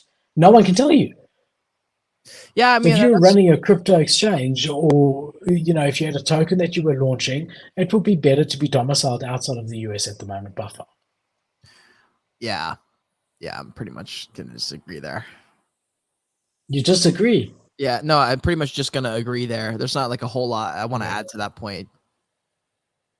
Cool. So we got a question here. You look at spaces, Kate. Maybe also type something if anyone wants to ask a question. We got KD. I'm going to have to make it bigger just to see it. All right. Hey, guys. Between the two upcoming Yuga activations, what do you like more, vessels or heavy metals?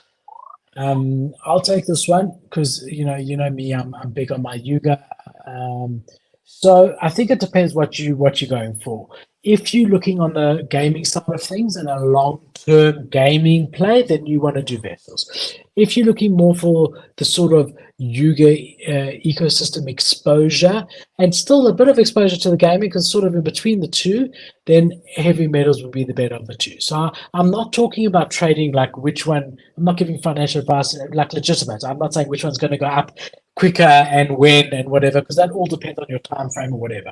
I'm assuming that you're looking for a long-term investment in the two. My personal opinion is it depends on what you're more interested in or more bullish in. If it's the gaming side of Yuga, then vessels is probably the play. And if it's a bit of the gaming, but more just being a part of that Yuga in general and believing that all the assets in the Yuga ecosystem are going to continue to hold value, then a heavy metal play would be better, because obviously there are a lot more vessels, a lot less heavy metals. Yeah, so that would be my feeling on it. I don't know if there's anything you want to add there. I would probably go to the gaming asset, because if you're going to try and stick in the Yuga ecosystem, I just don't think it's safe enough unless you're going to buy a Kennel Club or a Meebit or a Punk or a Mutant Ape or a Bored Ape. I feel like anything in that region is fine. After that, you start to risk buying into the collection that's already too big. In the same way that there's multiple collections in many collections, there's multiple collections within the OG, like the original. And like you can buy them. It's just like not every collection has its own community behind it, if that makes sense. Yeah. Yeah. So yeah, like it depends on what you're looking for, but probably the gaming asset, the heavy metal one. Yeah, I mean, I think it's more interesting to also bring in then maybe another deed. Yeah. So obviously heavy metal is new, and we're not sure what's going to become. So there is that potential, like we've seen with you again, it is going to happen, where it is going to spike. There's going to be ups and downs, and there's going to be better trading chances on heavy metals. But long term, if you're interested in the gaming side, another deed land is a great way to go as well. So yeah, just depends. I mean, that's the thing now with Yuga. That's what's happened. There are so many options. It's actually quite difficult. It is. It's really difficult to call it and to know it. But a lot of it depends on the length of time that you want to be involved in it. But I think short-term heavy metals is a great play. Vessels also. But short-term, the shortest term is heavy metals. Not financial advice. Longer term, I would prefer another deed actually, because it's more OG, just been around for longer. That's a good point. Good point. We got nothing over here on the spaces, so we're good. Got another one over here. We've got from John Ronan, also an OG. Thank you for coming, my brother. How politicized do you think crypto will become next election? NFTs to show your party affiliations. The next election, how politicized do you think crypto will be? So, do we think that, let's say it's, I don't know, let's not call names, but you got Dems versus Republicans, is one of the things they're going to be talking about their view on crypto, and how much weight will that have on, how much will people care about that? That's the basic question. I don't know if they would care at all, dude. Like, I don't know if guys like us, I mean, I would care, you would care, but do I realistically think that politicians running are going to be caring? I don't think most people on Earth will care. I think they're going to have to approach it. I mean, even the TikTok side of things is a big story at the moment for them. And people want to know, how is their government going to handle something like a TikTok? Dude, the next election's next year. Yeah, so I'm saying, is this going to be something that's going to come up in their debates? Are they going to talk about this and we feel this way? I don't think. And how much weight is it going to? No, dude, they're also not the right people to ask. Like, they don't know anything about it. Like, I had a conversation with my dad about this like last year. I think I was like, I feel like within the decade, or like within like 2 elections of not being on a clear house or anything, but I think we're like 2 or 3 elections away from an entirely different set of standards for everything related to that election, just because of the amount of volume of people who are waking up to how much nonsense there is. And like, especially with some of those debates, like they're structured to go against one person. And one person will get asked harder questions, one person gets more time. Yeah, we saw Twitter. I mean, it's also structured to go against it. I think as we get more into this sort of stuff, it does become more and more relevant. You do want to know, what does your next president feel about the future of crypto? Do they, or even blockchain technology? Are they going to embrace it, or are they going to, completely rubbish it? Personally, being like as involved in the space as I am, I would rather vote for someone different to the person who's currently sleeping on the job, because I just prefer younger guys who have an eye on the future. So if a guy like a DeSantis came out and said, we want to embrace blockchain and become more friendly, we want to become the country of future technology, I think that will hold weight. I do. I think a lot of people will be like, yeah, that's what we want. Obviously your grandmother's not going to mind, your mother's probably not going to mind, but otherwise I think it does have weight. It's interesting to see. It really is. Interesting question. Thanks, John. So guys, that brings us, we've been going almost 2 hours. It's been a pleasure as always. Just want to show something else again. What a beautiful surprise. I'm now officially Cade's 50% partner in the Joyous Kingdom. You can now see I've got my shirt is in better condition than his, which is probably a negative. So Cade, thank you again, my friend. To everyone who watched, thank you guys for joining us. We stream same time every single Friday, 9:30 CEST. Join us if you haven't already. Like and subscribe, and we will see you next week. Peace, guys. Be kind. Thanks, guys.